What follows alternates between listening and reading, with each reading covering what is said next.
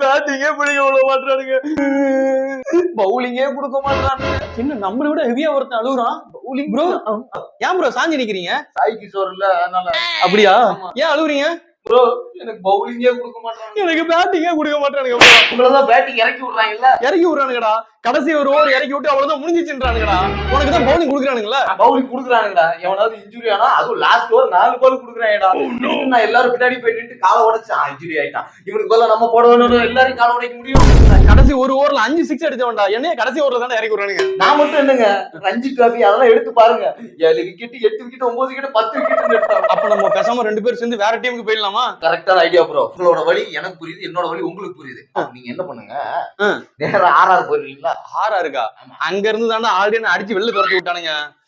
பேசாம நம்ம சிஎஸ்கேக்கு போயிடலாமா? சிஎஸ்கேவா? ஐயோ வேணாப்பா, அங்க போனா மறுபடியும் தண்ணி தூக்கி விட்டுருவாங்க, நான் போக மாட்டேன். அப்படியா? வேற ஏதாவது ஒரு இடிச்ச வாங்கி டீம் மாட்டணும். விளையாடுறோமோ நல்லா விளையாடலையோ எங்களை விட்டுறணும், கேப்டனை பிடிச்சி மீதி சான்ஸ். அப்படியா? அப்படின்னா ஒரு டீம் இருக்குது, எல்எஸ்ஜி. வாங்க உடனே போவோம். அங்க பண்ணிட்டு இருப்பான், அவன் ஃபார்ம் அவுட்ல இருக்கிறதுனால நம்ம ஃபார்ம்ல இல்லைனாலும் நம்மள கண்டுக்க மாட்டாங்க.